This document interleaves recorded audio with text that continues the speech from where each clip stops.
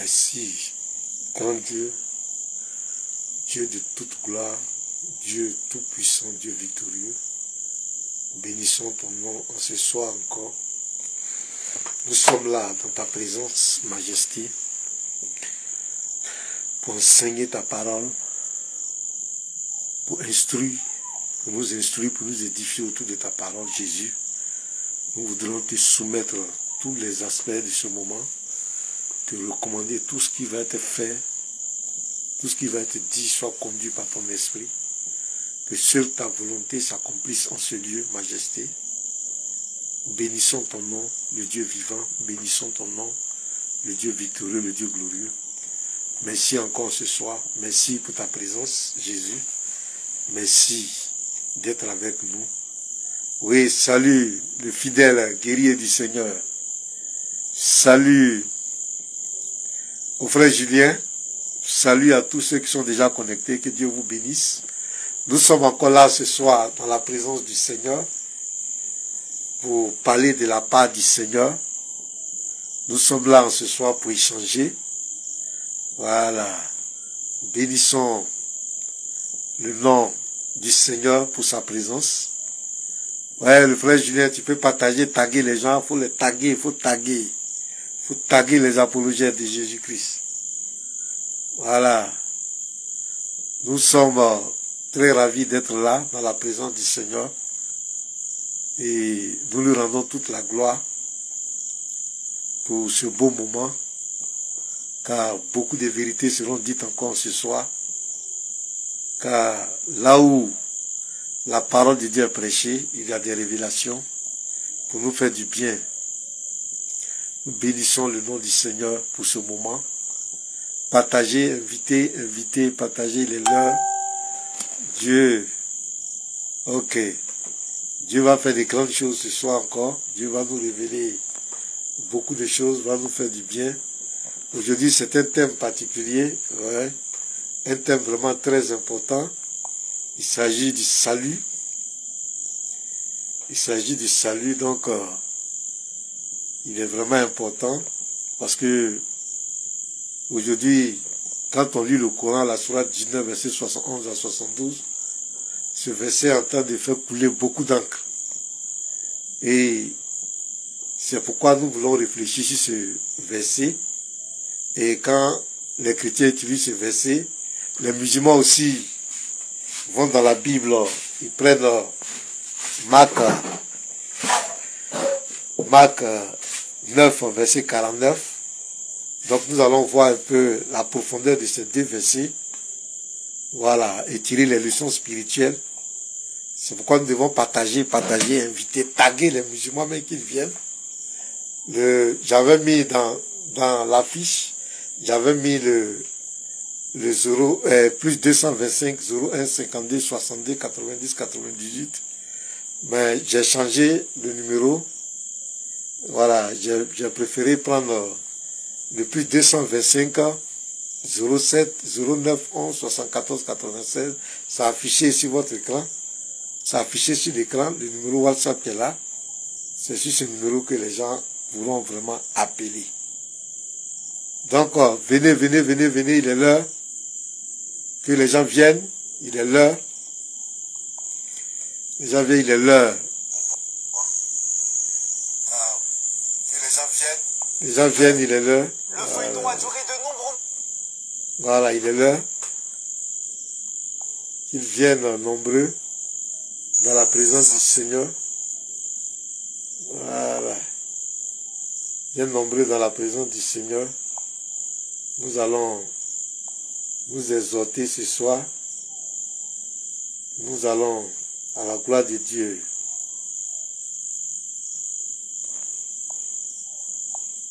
Ok. Donc, shalom à ceux qui sont déjà en direct. Que Dieu vous bénisse. Voilà, je vais partager un peu, je vais taguer. On va taguer les gens, les uns les autres. Voilà, partagez, parce que c'est vraiment très important. Ce message, nous voulons vraiment que plusieurs soient connectés. Donc, On va patienter un peu pour ceux qui sont déjà en ligne. Voilà, ceux qui sont déjà en ligne. On va patienter un peu. On va taguer les gens. On va les taguer pour qu'ils viennent. Quand il est l'heure. On va les taguer, il faut partager, il faut inviter. Ok, le réseau veut déconner déjà, mais Dieu au contrôle. Que Dieu nous bénisse abondamment. Taguer, inviter. Le réseau veut nous jouer un seul tour, quoi. La connexion veut nous... Voilà, il faut taguer, faut les taguer, ils n'ont qu'à venir. Voilà. Faut les taguer, taguez-les, appelez-les ici. Ils n'ont qu'à venir parler, ils n'ont qu'à venir se prononcer. Appelez-les. Voilà, la sourate 19, verset 71 à 72. Et ils prennent en comparaison Marc 9, verset 49. Voilà. Donc, taguez-les, invitez, partagez dans les groupes. Partagez, il est l'heure. Partagez dans le groupe qu'ils viennent, appelez-les ici. Voilà, faut les taguer. Voilà. C'est comme cela. Partagez dans un groupe. On va partager pour que les gens viennent. Je partage ici. Voilà. Partagez. Partagez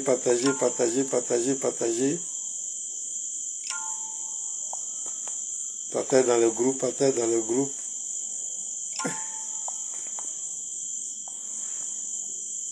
Voilà. Maison des héros, partagez. Partagez.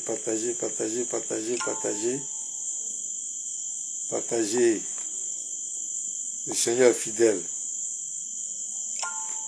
Partagez dans le groupe.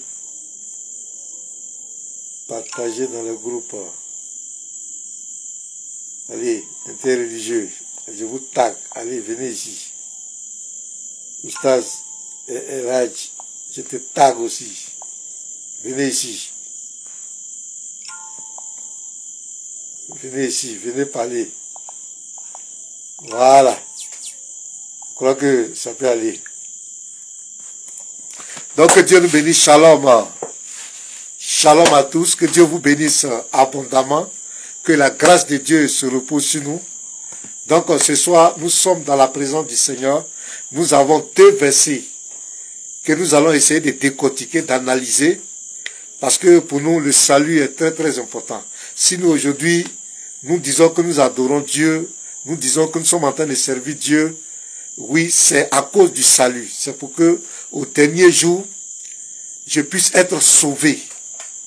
Donc, mais il y a certains versets qu'on doit vraiment, ces deux versets, on doit les décortiquer à la lumière de la parole de Dieu. Voilà, on doit décortiquer. Bon, le premier verset que je vais lire, c'est la sourate 19, verset 71, que nous allons analyser ensemble. En attendant, ceux qui veulent intervenir, le numéro WhatsApp est là. Celui qui veut intervenir, le numéro est ouvert, tu peux prendre la parole. Voilà, donc je commence, j'introduis la sourate 19,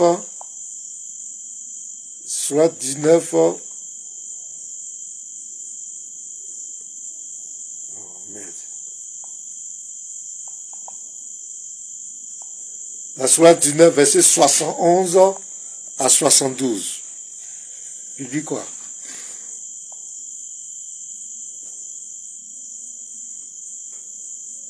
Sourate 19, verset 71 à 72, que je vais lire. Voilà, excusez-moi.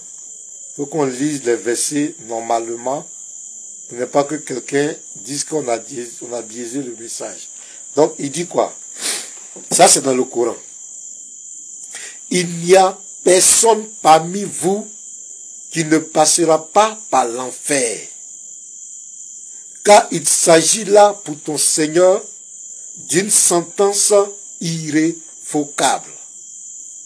Au verset 72, ensuite, nous délivrerons ceux qui étaient pieux et nous y laisserons les injustes agenouillés.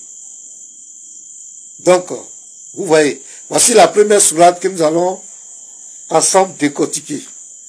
Il dit, il n'y a personne parmi vous qui ne passera pas par l'enfer. Il s'agit de qui?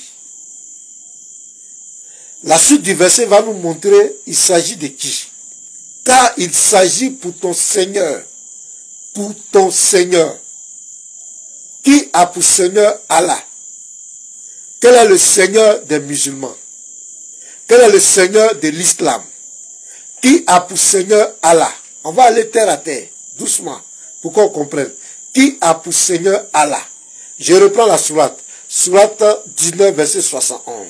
Il n'y a personne parmi vous qui ne passera pas par l'enfer. Car il s'agit là pour ton Seigneur d'une sentence irrévocable. Donc, au début quand on dit il n'y a personne, c'est encore vague. On ne sait pas, il parle de qui, on ne sait pas à qui il s'adresse. Mais la suite du verset nous dit, car il s'agit là pour ton Seigneur. Pour ton Seigneur. Donc quand il dit ici, c'est Allah qui parle. C'est le Dieu du Coran qui parle ici. Donc c'est le Dieu, celui qui est Seigneur des musulmans, c'est lui qui est Allah. Donc qui a pour Seigneur Allah? Ce sont les musulmans. Ce sont les musulmans qui reconnaissent que Allah est le Seigneur. Donc ici, le verset parle clairement des musulmans. Ça ne parle pas de quelqu'un d'autre, ça parle clairement des musulmans. Et il dit, il s'agit là pour ton Seigneur d'une sentence irrévocable. Une sentence, c'est un jugement. C'est-à-dire que, par exemple, le juge a jugé une affaire au tribunal. Maintenant, il prononce la sentence. Il dit, par exemple, toi, tu seras condamné à 20 ans. Ça, c'est la sentence. Donc, c'est un jugement. Donc, il dit ce jugement-là, cette sentence-là est irrévocable. Irrévocable, ça veut dire quoi? Ça veut dire qu'il est obligatoire. Ça veut dire obligatoirement, ceux qui ont pour Seigneur Allah, ils vont passer par l'enfer. C'est obligatoire. La question qu'on se pose, pourquoi faire passer forcément ceux qui t'ont servi, les faire passer forcément dans l'enfer?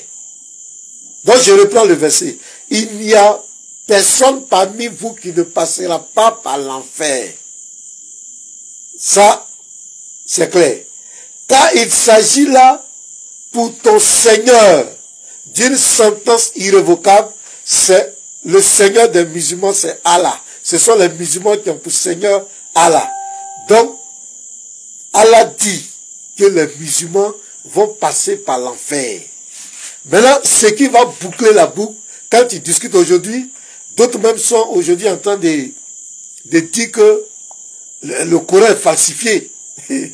Ils disent que en arabe, dans le Coran arabe, il n'y a pas le mot enfer. Mais quand on leur demande c'est quoi, c'est quel mot qui est là-bas, à la place d'enfer, ils ne veulent pas répondre. Il y a un mec qui m'a dit, je lui ai dit, donc tu reconnais que le Coran qui est dans la francophonie, que des millions de musulmans utilisent aujourd'hui, c'est falsifié. Il dit oui. Il dit le Coran est falsifié. Parce que c'est un choc. C'est un choc d'apprendre que ton Dieu, pour qui tu manifestes le zèle sur la terre, il va te faire passer par l'enfer. Il ne peut pas concevoir cela. Mais moi je dis clairement que Allah, il est quand même sincère. Il est quand même sincère. Il n'a pas caché son projet. Donc demain, personne ne dira à Allah que tu ne m'as pas averti. Il t'a averti. Je relis encore la sourate. C'est tellement éloquent. Ils disent, ouais, il faut prendre 68. Non, 71 à 72, c'est le résumé de tout ce qui est en haut là. Voilà. Il dit, il n'y a personne parmi vous qui ne passera pas par l'enfer. Qui? Vous qui? Personne là. Vous qui? C'est qui? Maintenant, il va nous dire c'est qui. Car il s'agit là pour ton Seigneur. ceux qui ont pour Seigneur Allah, ce sont les musulmans. Donc il parle bien des musulmans.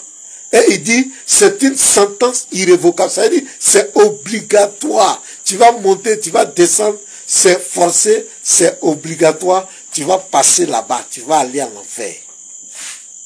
Maintenant, quand tu dis ça, ils disent non, c'est un lieu de, c'est pas l'enfer. Ils vont prendre dans, ils disent ouais, c'est le pont Sirat, c'est un pont sur lequel les musulmans vont passer.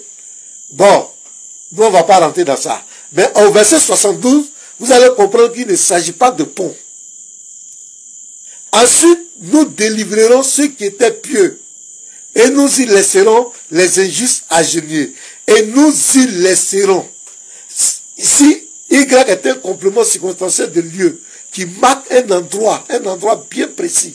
Il dit nous y laisserons. C'est un endroit. Il n'a pas nous allons laisser les gens sur un pont. Il dit nous y laisserons les gens injustes, les injustes agenouillés. Maintenant, il y a un mot ici qui va nous interpeller pour dire que ça, il s'agit bel et bien des musulmans. C'est le mot pieux. Ensuite, nous délivrerons ceux qui étaient pieux. Donc, pieux symbolise le musulman. Parce que Allah, le Dieu Allah ne peut jamais appeler un chrétien pieux. Ça, c'est un. Il ne peut jamais appeler un juif pieux. Il ne peut jamais appeler un mécréant pieux. Jamais. Celui qu'il appelle pieux, ce sont les musulmans. Vous comprenez? Ceux qu'il appelle pieux, ce sont les musulmans qui sont les pieux. Que Allah va, soi-disant, laisser. Maintenant, la problématique, c'est quoi? C'est en combien de temps il va les faire sortir? Quelle est la transition? Le temps de passer par l'enfer pour être délivré, d'après lui, soi-disant délivré, parce que l'enfer, vous devez comprendre que l'enfer n'est pas un lieu de passage. L'enfer, c'est une destination finale. L'enfer, c'est un lieu de condamnation. Une fois que tu es rentré en enfer, c'est fini. Il n'y a pas de transition. Il n'y a pas à dire que c'est un lieu où tu vas passer. Non. Maintenant, à la sourate 3, verset 185, on va nous quelque chose, une autre révélation va nous faire là. On va voir une autre révélation là. À la sourate 3, le verset 185. Excusez-moi, je vais aller doucement pour ne pas qu'on se... Sourate 3, verset 185. Donc regardez ce que le Dieu a dit. Voilà, Sourate 3, verset 185. Taguez-les, qu'ils viennent, les musulmans. On a besoin d'eux ici. Taguez-les, ils n'ont qu'à venir. La dernière fois, Lopez Ekra, il était chaud. Voilà, il n'a qu'à venir ici. Taguez-les. Taguez-les. Sourate 3, verset 185. Voilà. Il dit quoi? Toute âme goûtera à la mort. Toute âme goûtera à la mort. Mais c'est seulement au jour de la résurrection que vous recevrez votre entière rétribution. Quiconque donc est écarté du feu et introduit au paradis à cette réussite et la vie présente n'est qu'un objet de jouissance trompeuse. Donc toute âme goûtera à la mort, mais c'est quand? Mais c'est seulement au jour de la résurrection. Ça dit quoi? Si tu meurs aujourd'hui en tant que musulman, tu meurs, tu vas en enfer, tu vas passer par l'enfer. Et c'est seulement au jour de la résurrection que tu seras soi-disant sauvé. Parce que l'enfer n'est pas un lieu de passage. C'est pas un endroit où tu vas rentrer là-bas pour un peu de temps, tu vas sortir. C'est impossible. Une fois que tu es en enfer, tu es en enfer. Donc vous comprenez. Donc la sourate 19, verset 71 à 72, aujourd'hui que l'évangéliste Oli Boubli utilise beaucoup, il a fait des petites vidéos qui balancent. Ah, ça fait vraiment, c'est en train de secouer la toile, secouer le monde musulman, parce qu'ils ne peuvent pas concevoir que leur Dieu va les faire passer par l'enfer. Mais c'est écrit noir sur blanc. Il n'y a aucune ambiguïté. Maintenant, ils cherchent des raccourcis d'autres. On va lire. Parce que ils cherchent des raccourcis, vous ne comprenez pas. On va lire. Sourate 11, verset 1. Il dit quoi? Alif, l'Amra. C'est un livre dont les versets sont parfaits en style et en sens. Il dit le Coran là. Allah dit, c'est un livre dont les versets sont parfaits en style et en sens. Émanant d'un sage parfaitement connaisseur. Donc il dit le Coran là. C'est un livre dont les versets sont parfaits en style et en sens. Donc pour comprendre le Coran là, on n'a pas besoin d'avoir un doctorat. Il dit que c'est parfait. Donc quand il dit l'enfer là, quand il dit tu vas passer par l'enfer, tu passeras par l'enfer. Parce qu'ils ont une manière de faire les choses. Quand par exemple on dit Jésus n'est pas Dieu, on ne cherche pas les savants pour venir interpréter. Quand on dit par exemple on ne mangeait pas le porc, on ne cherche pas un savant pour venir interpréter. Mais quand on donne des versets ambigus, des versets qui montrent la laideur de la religion, il faut recours aux savants.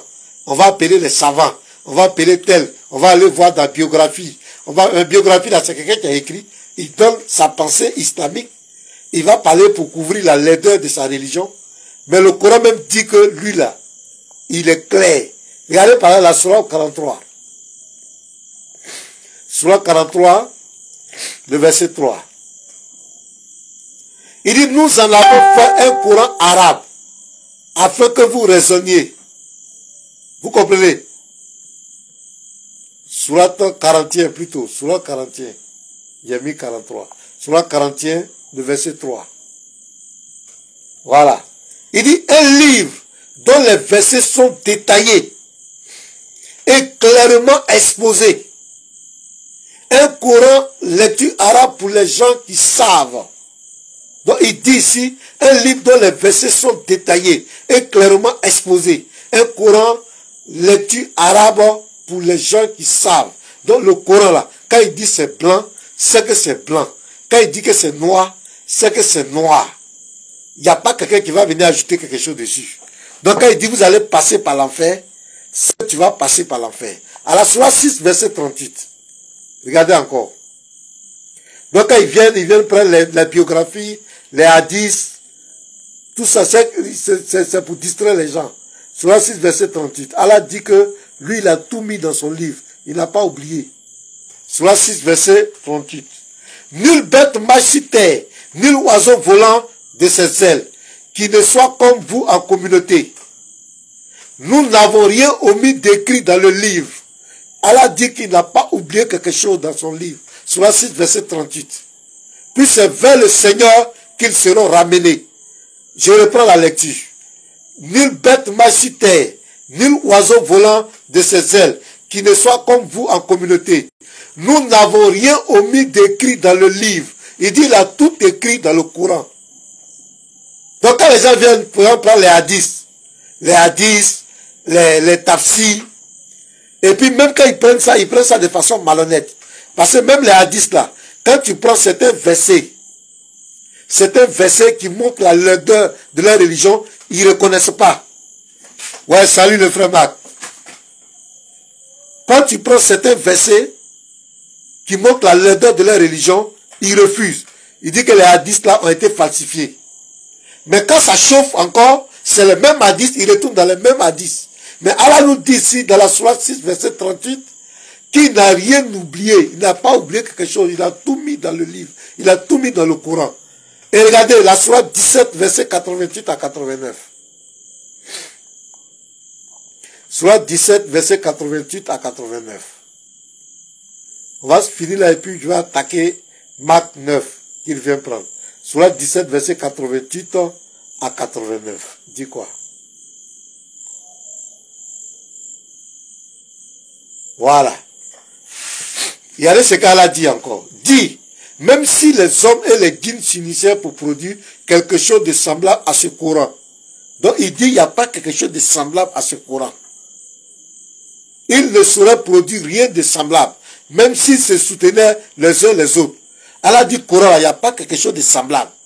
C'est-à-dire, il n'y a pas quelque chose qui peut venir faire autorité, comme le Coran.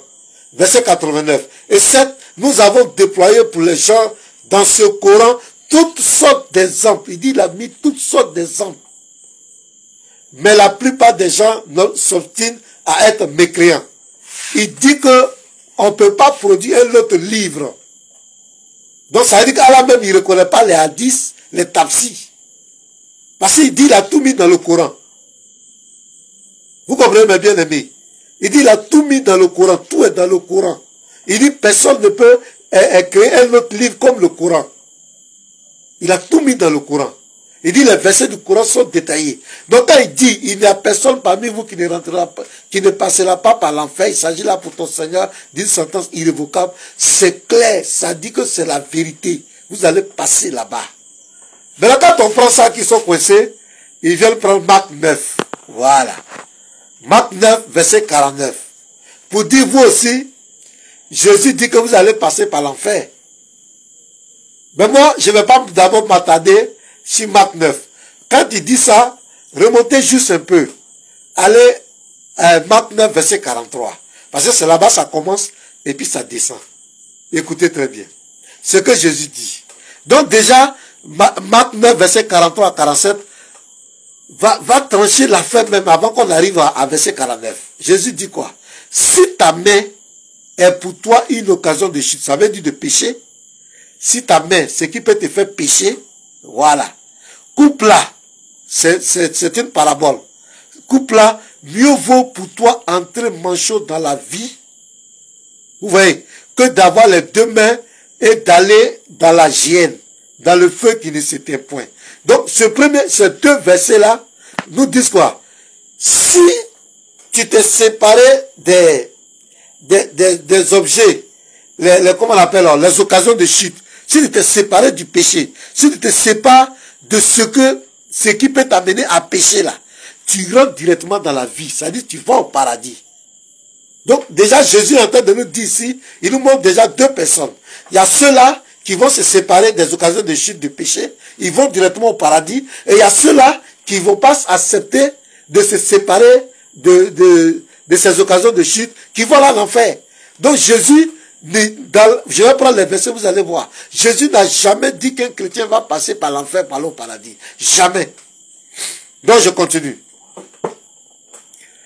Verset 45. Il dit, si ton pied, il répète encore, si ton pied est pour toi une occasion de chute, coupe-le. Mieux vaut pour toi entrer boiteux dans la vie. Vous comprenez?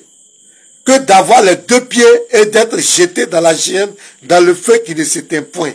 Donc ici, si je coupe mon pied là, qui est pour moi une occasion de chute, qui est un scandale, qui est le péché, je fais quoi? Je rentre dans la vie, je rentre dans le paradis. Je ne passe pas par l'enfer. Donc déjà, les versets, puisque Jésus, c'est un vrai pédagogue. Il ne parle pas en l'air. Quand il fait ce truc, tout est bien détaillé et il vient au fur et à mesure. Donc il a commencé là-bas. Donc déjà, Jésus nous montre que tout le monde ne va pas là en enfer. Ça veut dire que celui qui se sépare des scandales, des occasions de chute, qui coupe sa main, qui a une occasion de chute, qui coupe son pied, qui a une occasion de chute, il va rentrer où? Il rentre au paradis directement. C'est clair. Verset 47. Et si ton œil, il répète encore, il prend une autre parabole. Mais si tu n'as pas compris les autres là, il vient encore. Et si ton œil est pour toi une occasion de chute, arrache-le. Mieux vaut pour toi entrer dans le royaume de Dieu, n'ayant qu'un œil, que d'avoir les deux yeux et d'être jeté dans la géhenne. Il dit, vaut mieux pour toi. Il dit, arracher ton œil est une occasion de chute pour l'arracher, et puis tu vas rentrer au paradis. Donc Jésus ne dit pas que quelqu'un va passer par l'enfer. Donc quand ils prennent ce verset, quand on prend la sourate 19, verset 61 à 72, pour dire que Marc 9 aussi 49 dit que vous serez salés de feu, vous serez dans. C'est pas, Jésus déjà ici nous montre que tout le monde ne passera pas par l'enfer. Marc 9, verset 43, si tu te sépares de ta main qui a une occasion de chute, tu rentres au paradis directement. Tu ne passes pas par l'enfer. Si tu te sépares de ton pied, qui est le symbole du péché, si tu te sépares de ça, tu rentres directement au paradis. Tu ne passes pas par l'enfer. Donc quand ils viennent avec cet argument, tu leur présentes ça, pour leur dire voici ce que Jésus dit ici. Donc déjà, là-bas, ça boucle. Verset 46, 47, si ton œil, si tu enlèves ça, l'occasion de chute, si tu enlèves, tu rentres dans le paradis. Mais le verset 49 nous parle des épreuves que les hommes ont subies sur la terre. les difficultés, les épreuves, les situations que le chrétien peut subir. Vous comprenez? Ça ne dit pas que tous les hommes vont aller en enfer selon ça. Non, non, non. Non. Jésus n'a jamais dit ça. Jésus n'a jamais dit ça. Écoutons Jésus parler. Dans Luc 16, je vais revenir sur ça, mais on va aller prendre une parabole. Luc 16, Jésus nous parle du paradis de deux personnes qui sont décédées. Luc 16 à partir du verset 19. Il y avait un homme riche qui était vêtu de pourpre. Donc ici l'histoire de l'homme riche et Lazare le pauvre. La Bible dit, les deux sont morts. Et dès qu'ils ont fermé les yeux sur la terre, ils se sont retrouvés dans l'au-delà. Le pauvre, comme lui, il craignait Dieu sur la terre, malgré qu'il n'avait pas l'argent, il craignait Dieu, il s'est retrouvé dans le paradis, il s'est retrouvé avec Abraham. Il n'est pas passé par l'enfer. Et le riche, parce que Jésus, c'est la vérité parfaite. C'est pourquoi quand il parle, il dit en vérité, je vous le dis. Jésus ne ment jamais. Jésus ne trompe pas. Ce que Jésus dit, c'est la vérité. Jésus dit ici que les deux là, ils sont morts. Ils se sont retrouvés dans l'au-delà. Et l'autre est allé dans le lieu de tourment, en enfer, dans la souffrance. Et l'autre s'est retrouvé dans le paradis. Et miraculeusement, il lève les yeux et il voit l'autre, Lazare. Et il dit à Abraham, Père Abraham, dis à Lazare de descendre ici, me donner une seule goutte d'eau quand j'ai soif. Qu'est-ce qu'Abraham va dire? Abraham va dire que il y a un abîme entre vous et nous. On ne peut pas traverser pour descendre là-bas. On ne peut pas traverser pour monter ici. Donc souviens-toi, quand tu étais sur la terre, tu as vécu dans l'opulence, dans la volupté. Lazare, lui, il craignait Dieu. Il est ici, soulagé. Donc personne ne peut aller là-bas. Personne. Donc on ne peut pas passer. Jésus dit qu'on ne peut pas passer. Donc Jésus n'a jamais dit que quelqu'un va passer par l'enfer. Jamais. Jamais. Je continue. Luc 23, verset 43. Lorsque Jésus était à la croix, le brigand à la croix va manifester sa foi. Il va manifester sa foi. Et au verset 43, Jésus lui dit, Jésus lui répondit, je te le dis en vérité, aujourd'hui, tu seras avec moi dans le paradis. Il n'est pas passé par l'enfer. Il n'est pas passé par l'enfer. Et tu ne pourras jamais voir un tel verset dans le Coran. Ce sont des promesses avec des contradictions, des promesses où il se contredit. Il dit les gens n'auront qu'une charge, ils ne seront pas trucs. Après il vient dire ils vont passer par l'enfer. Après il dit il va peser les œuvres. Après encore il dit peut-être. Après il dit non qu'à tuer, c'est fait tuer. Bon, toutes sortes de promesses bizarres. Mais ici dans la Bible, dans la parole de Dieu, c'est dans ce seul livre que tu peux voir où on dit tu rentres au paradis avec moi. Donc Jésus n'a jamais enseigné que quelqu'un va passer par l'enfer. Jamais. Dans Jean 5, verset 24, il dit celui qui croit en moi et qui croit en celui qui m'a envoyé à la vie éternelle, il ne passera pas au jugement, mais il est sauvé. Dans Jean 14, verset 1 à 3, il dit que votre cœur ne se trouble pas. Croyez en Dieu, croyez en moi. Il dit je m'en vais vous préparer une place. Quand j'aurai fini, je viendrai vous chercher. Il n'a jamais dit que vous allez passer par l'enfer, mes enfants. Jamais. Dans l'Évangéliste, on lit que Dieu te bénisse. Continue. Surat 19, verset 71 à 72. Continue. C'est la vérité. Il faut que les gens comprennent. Ils sont choqués. Moi, je le comprends, quoi. Ils sont choqués de découvrir que le Dieu promet l'enfer. Donc il y a d'autres qui se posent des questions, mais comment? Pourquoi? Pourquoi on va là en enfer? Pourquoi on va en enfer? Pourquoi faire passer des gens en enfer? L'enfer n'est pas un lieu d'amusement. Donc nous devons continuer. Nous devons continuer. Parce que c'est des choses qu'ils n'expliquent pas. Dans la mosquée, ils n'expliquent pas. Ils sont là, Jésus est Dieu, Jésus n'est pas Dieu, tant. Donc pour eux, cela suffit pour qu'ils aillent au paradis. Mais c'est le vrai problème, des problèmes de fond dans le livre de foi. Pourquoi il va faire passer les gens en enfer? Donc nous devons continuer de prêcher. La Bible n'a jamais enseigné que quelqu'un va passer par l'enfer. Celui qui croit en Christ, il est sauvé. Ses péchés sont pardonnés. Dans Jean 6, verset 40.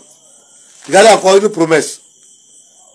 La volonté de mon Père, c'est que quiconque voit le Fils et croit en lui ait la vie éternelle. Et je le ressusciterai au dernier jour. Voilà une promesse encore. Et l'apôtre Paul, oui, l'apôtre Paul dans 2 Corinthiens 12, le verset 1 jusqu'au verset 7, il dit quoi? Il faut se glorifier, cela n'est pas bon. J'en viendrai néanmoins à des visions et à des révélations du Seigneur. Je connais un homme en Christ. Un homme en Christ. Quelqu'un qui croit en Christ. Je connais un homme en Christ. Oui. Qui, il y a 14 ans, ravi jusqu'au 3e ciel. Si ce fut dans son corps, je ne sais. Si ce fut hors de son corps, je ne sais. Dieu le sait. Et je sais que cet homme, si ce fut dans son corps ou sans son corps, je ne sais. Dieu le sait. Fut enlevé dans le paradis. L'apôtre Paul a été enlevé dans le paradis. Fut enlevé dans et qu'il entendit des paroles ineffables qu'il n'est pas permis à un homme d'exprimer. Je me glorifierai d'un tel homme, mais de moi-même, je ne me glorifierai pas, sinon de mes infimités. Si je voulais me glorifier, je ne serais pas un insensé quand je dirais la vérité. Ça veut dire, il allait dire tout ce qu'il a vu là-bas. Mais il ne veut pas se glorifier. Mais je m'en abstiens, afin que personne n'ait à mon sujet une opinion supérieure à ce qu'il voit en moi ou à ce qu'il entend de moi. Et pour que je ne sois pas enflé d'orgueil. À cause de l'excellence de ces révélations, il m'a été mis une échade dans ma chair. Vous comprenez? Et il a prié 3 fois. Le Seigneur dit, ma grâce te suffit ainsi. Donc, dans la Bible, c'est clair. Le paradis des gens, ça ne s'arrête pas seulement aux promesses. Des gens sont allés voir le paradis. Ils sont venus, ça n'existe pas dans le Coran.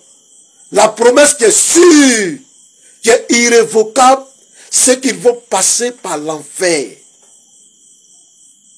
Ça, on doit continuer de prêcher. Si c'est le message qu'on doit prêcher tous les jours sur les réseaux sociaux partout, nous devons continuer pour sauver des vies.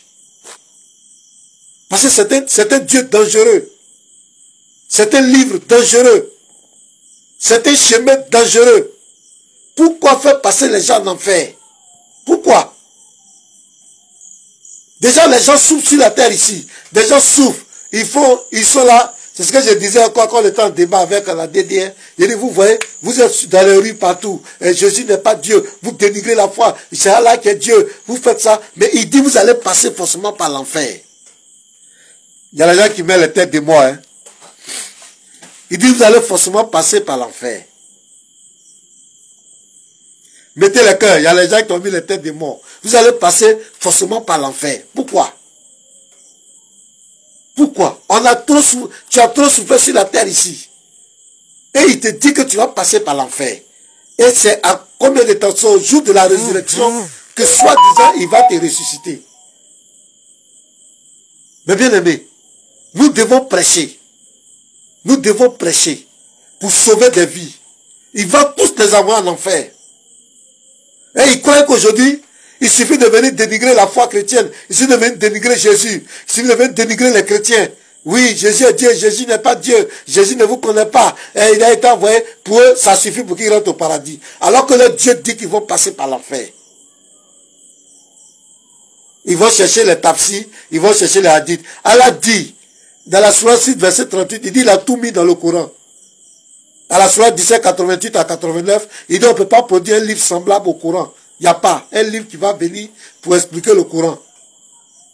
Il dit, la sourate 11, verset 1, il dit, c'est des versets détaillés, clairs. Sourate 43, 3, c'est des versets détaillés, avec des exemples, terre à terre, pour qu'on comprenne. Quand il se dit c'est blanc, c'est que c'est blanc. Il y a un qui me disait comme ça, quand l'évangile Sauli a publié, il y a un certain soldat d'Allah. Il me dit que, tellement ils sont choqués, aujourd'hui là, c'est ça, il dit, vous allez confesser que le Coran le Coran en francophonie, là, le Coran qui a été interprété en français est falsifié. Vous allez confesser cela. Tellement je l'ai coincé. Il dit le Coran en français, là, le Coran que nous lisons là, que c'est falsifié, que ça a été falsifié. Je dis, hein? Parce que c'est un choc pour lui. Il ne veut pas accepter qu'il va passer par l'enfer. Il ne peut pas accepter. Donc il trouve des arguments. Est-ce que dans l'original là, est-ce que c'est comme on appelle ça? Il lui a demandé, ceux qui ont interprété le Coran en français, toi tu comprends arabe que? Il dit, ouais, que le Coran a été révélé en arabe, que c'est pas en français, en arabe là, c'est pas écrit là-bas en fait. Mais là il dit, c'est qu'est-ce qui est écrit là-bas? Il dit, non, allons dans les hadiths. Quel hadith? Le Coran dit qu'il y a tout dedans, tout est déjà ici. Je vais aller chercher quoi dans les hadiths? Donc il est obligé de confesser, il dit que le Coran est falsifié. Il dit que le Coran est falsifié. Le Coran francophone traduit en français. Il dit que c'est falsifié. Parce que pour lui, il ne peut pas accepter que son Dieu l'envoie en enfer. Mais si tu vois bien, pour Jésus là, c'est direct. Il n'y a pas escale quelque part.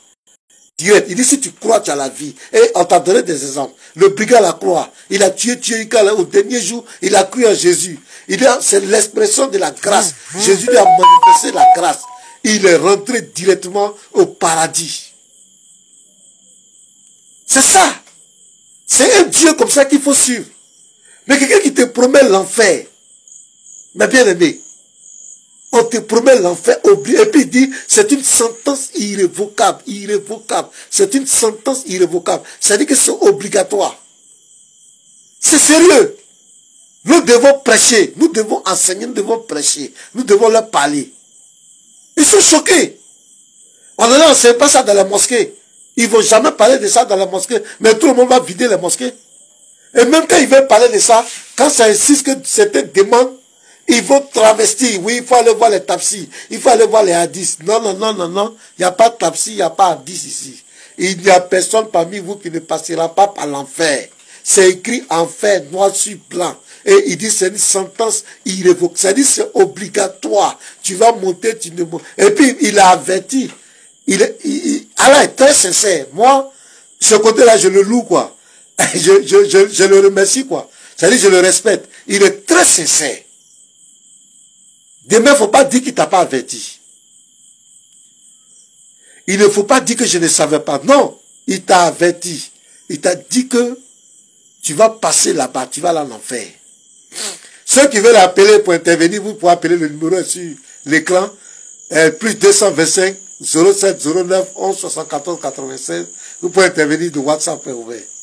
Donc, mes bien-aimés, nous devons continuer de prêcher parce que ces gens sont en danger. Ce l'idole arabe là va tous les envoyer en enfer. Et moi, ce qui me fait pitié, ce qui me fait mal dans ça, quand tu présentes, il y a d'autres qui ne nient pas. Hein. Il y a d'autres qui ne nient pas. Il dit oui, c'est vrai. Mais vous aussi, il y a Marc 9, verset 49. C'est comme si quelqu'un, on te disait, toi tu as volé. Il dit, mais j'ai volé, c'est bien, mais lui aussi il a volé. Mais ça fait pitié. Et il continue de suivre un tel Dieu. J'ai fait une vidéo sur TikTok, j'ai balancé un peu. Si ça, vraiment, il y a eu beaucoup de réactions. Ça fait pitié, quoi. Nous devons beaucoup prier pour eux, avoir beaucoup de compassion pour eux. Parce que c'est tellement clair. On va t'envoyer en enfer.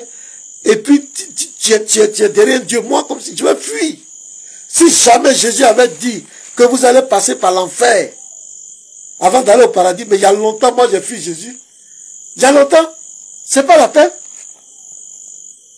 Et il le blague avec encore, sur 52, verset 20, il dit ouais que il a dressé des lits accoudés, des lits rangés, et il a préparé des filles qui sont éternellement vierges, avec des yeux noirs, regardez, avec des yeux noirs pour des rapports sexuels dans son paradis.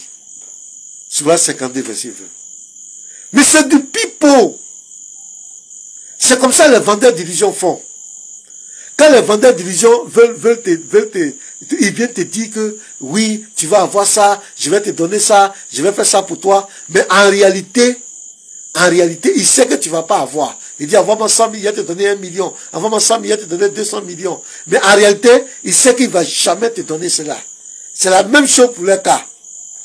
Il dit aux gens, vous ne serez pas affligés. Il dit aux gens, vous n'aurez aucune charge. Nulle fumée noississante. Mais en même temps, il dit qu'ils n'auront aucune charge. Mais il vient leur dire encore qu'ils vont passer par l'enfer. Ah, mes frères, est-ce que vous trouvez ça sérieux? Et aujourd'hui, pour détourner les gens de ce débat essentiel, c'est si la Bible s'oriente. Ils s'orientent sur la Bible, ils laissent les questions essentielles de leur livre, et c'est sur la Bible. Ils vont venir dans la Bible. C'est eux qui vont venir nous dire ce qui est vrai dans la Bible, ce qui est faux dans la Bible. C'est eux qui vont venir nous dire que Paul n'est pas un serviteur de Dieu. Matthieu, j'étais allé sur une plateforme des musulmans. Cheikh Adam m'a invité. Une plateforme. J'étais au moins 98. Et j'étais venu, moi, le seul chrétien. Mais ils ne savaient pas que j'étais connecté. Ils ont commencé à dire, mais il n'y a pas chrétien, il n'y a pas chrétien. Je me suis signalé, je suis chrétien. Ils disent le thème, c'est la crucifixion de Jésus. Selon le Coran et la Bible. Donc quand j'ai pris la parole, j'ai dit maintenant, il faut dire selon le Coran. Sinon, crucifixion de Jésus, selon la Bible, ça n'existe pas. La non-crucifixion de Jésus. Je vous mets au défi de me trouver un seul verset dans la Bible qui dit que Jésus-Christ n'a pas été crucifié. Ils n'ont pas pu répondre. J'ai dit, peut-être vous allez prendre Hébreux 5, verset 7. Pour dire que, ouais, il a prié, J'ai dit, mais si vous prenez ça, vous creusez votre tombe. Parce que si tu prends Hébreux 5, ça veut dire que tu crois à tout le livre d'Hébreux. Donc, Hébreux 2, déjà, verset 9, dit que Jésus est mort et il est ressuscité. Et Hébreux même, c'est le livre qui parle plus de la mort et de la résurrection de Jésus-Christ. C'est le livre qui parle du sang de l'agneau. Du sang de Jésus, tu m'as fait un corps, tu l'as voulu. C'est le livre même qui parle plus de la crucifixion de Jésus. Et si vous prenez Matthieu 26, verset 39, là encore vous allez creuser votre tombe. Parce que Matthieu continue de parler. Si tu crois en Matthieu 26, verset 39, c'est que tu dois croire aussi à Matthieu 27, 35. Parce que Matthieu continue de parler. Matthieu 28, 6 continue de parler. On parle de sa résurrection. Quand j'ai dit ça, ils se sont vu coincer. C'était les deux arguments. Ils se sont vu coincer. Ils disent, mais est-ce que Matthieu là même là, c'est Dieu qui l'a inspiré? Est-ce que Matthieu là, il vient de Dieu? L'autre après, il dit, l'autre, est-ce que Hébreu là, c'est Dieu qui a inspiré, c'est pas la parole de Dieu. Je vais leur poser la question. Montre-moi une seule preuve qui montre que le Coran est aussi la parole de Dieu. Oui, il faut leur poser cette question. Parce que comme ils veulent jouer à ce jeu, nous devons jouer. Montre-moi la preuve que le Coran est la parole de Dieu. Tu étais là-bas? Quand Allah, tu dis que Dieu parlait à Mohamed, tu étais là-bas? Montre-moi une seule preuve. Parce que je leur ai dit, les livres de foi là, c'est une affaire de croyance. C'est une affaire de croyance. On n'était pas là-bas quand c'est écrit. C'est une affaire de croyance. En lisant, tu découvres la parole de Dieu, tu découvres certaines vérités qui fortifient ta foi. Mais si vous voulez maintenant qu'on aille sur les preuves, vous allez me montrer où vous étiez quand il est rentré dans le grotte là, tu étais là-bas. Tu sais qui lui a parlé? Tu étais témoin? Hein? Tu étais témoin? Il dit oui, il y a un qui est venu, il dit ouais, la preuve que le Coran vient de Dieu, c'est qu'il n'y a aucune contradiction dans le Coran. J'ai dit ok, donc c'est que ça tombe bien, on va laisser le débat de crucifixion. Vous voyez où ils quittent? Comme ils n'ont plus de preuves, ils mettent la Bible en doute. Alors que c'est la Bible qu'ils allaient venir prendre pour dire que le Coran, Jésus n'est pas crucifié. Quand j'ai pas sorti les deux arguments phares, j'ai démonté ça, ils ont changé le débat. Pour mettre en doute maintenant la crédibilité de la Bible. Moi aussi j'ai mis en doute la crédibilité du Coran, il dit contradiction. Donc quand il dit contradiction, j'ai dit vous êtes prêts? Il dit ils sont prêts. Il y a d'autres qui disent tu peux pas. Ils ont essayé 1400 ans, il n'y a pas quelqu'un qui a envoyé une seule contradiction. J'ai donné 3 versions. Sourate 26, verset 170 à 171. Il est dit là-bas que la famille de Lot a été sauvée, sauf une vieille femme qui fut parmi les exterminés. Première version. Sourate 54, verset 34. La même histoire, il dit, la famille de Lot a été sauvée. Ça fait 2 versions. Troisième version, Sourate 7, verset 83. La famille de Lot a été sauvée, sauf sa femme. J'ai dit, ça fait 3 bouches. Ça fait 3 versions. C'est ça qu'on appelle contradiction. Voici. Il dit premièrement que la famille de Lot a été sauvée. C'est-à-dire sa femme, tout le monde, c'est sa famille, a été sauvée, sauf une vieille femme qui fait parmi les exterminés. Deuxième, sur la 54, verset 34, il dit la famille de Lot a été sauvée. C'est-à-dire sa femme, tout le monde a été sauvé. Et sur la 7, verset 83, il dit la famille de Lot a été sauvée, sauf sa femme. On retient quoi? Quand j'ai mis ça, ils ont commencé à m'insulter. Il y a un qui a dit, tu es un menteur. Ils ont commencé à insulter. J'ai dit, non, vous devez démentir. On n'est pas encore arrivé au stade des juges. On parle de preuves. Donc ils ont commencé à dire, pourquoi d'autres sont rentrés dans la divinité. Il y a le frère Marc qui est venu, ils sont rentrés dans la divinité. Donc j'ai dit, moi, c'est un désordre, ce sont des injures. Je me suis retiré. Donc je veux faire comprendre qu'aujourd'hui, leur Dieu les a fait détourner de l'essentiel. Il les a empêchés de réfléchir sur leur livre. Il leur a fermé l'intelligence. Sinon c'est écrit, il n'y a personne parmi vous qui ne passera pas par l'enfer. Toi tu laisses ça, tu veux parler de Jésus et Dieu. Jésus n'est pas Dieu. Et christianisme, ça vient de Dieu. Chrétien là, c'est qui a donné le nom. Toi tu laisses ça. Alors qu'on dit tu vas passer par l'enfer. Vraiment, il faut être vraiment bouché dans la tête, quoi. On te dit que tu vas passer par l'enfer. Toi, tu laisses ça, tu viens critiquer le christianisme, Jésus n'est pas Dieu. C'est ça que tu vas t'envoyer au paradis. Donc, mes frères, mes chers frères et sœurs, nous devons prêcher. Nous devons continuer de prêcher. Je bénis l'évangéliste au lit. Je bénis les frères Julien.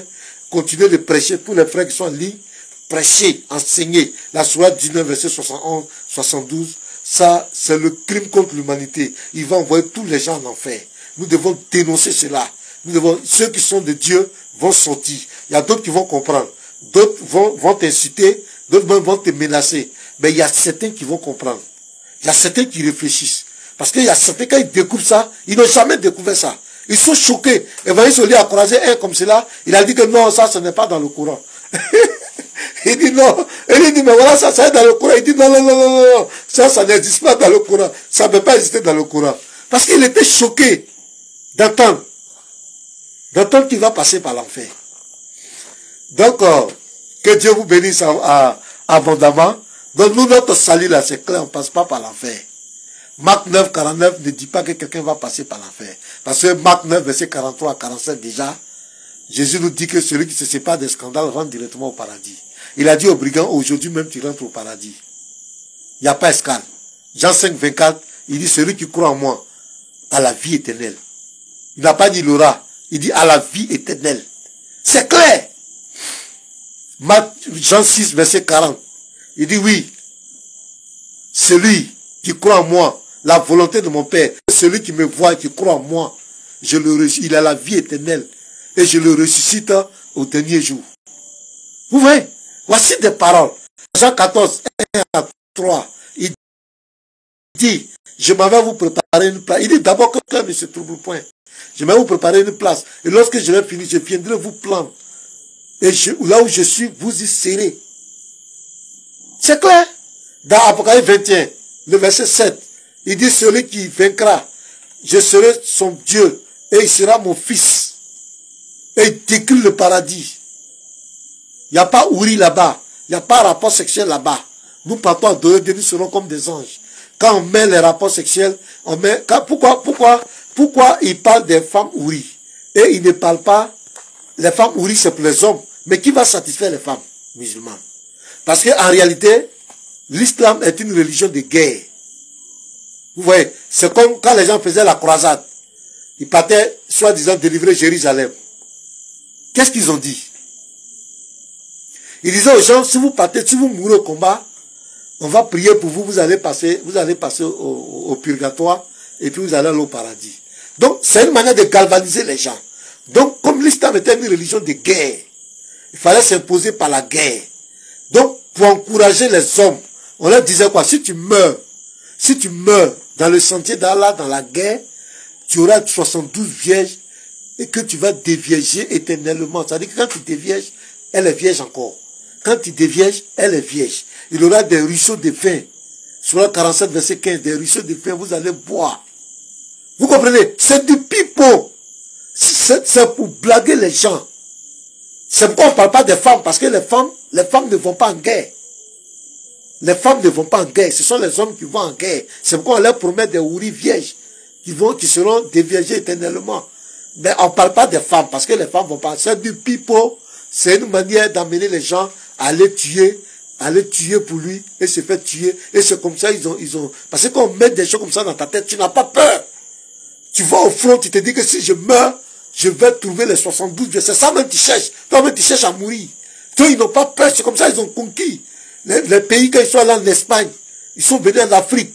Parce qu'ils n'avaient pas peur. Les autres n'avaient pas leur foi sur quelque chose. Et à un moment, ils réfléchissent, ils disent, ah, ma femme, mes enfants, donc, la guerre a géré. Mais eux, là, eux-mêmes, ils voulaient mourir, ils veulent mourir même pour arriver, pour trouver les trucs. Donc, mes bien-aimés, il n'y a aucun salut en islam, c'est du pipeau. C'est du pipeau, c'est du mensonge. C'est pas vrai. Nous devons prêcher. Et ceux qui doivent être sauvés seront sauvés. Il n'y a pas eu d'appel, c'est pas grave prochainement.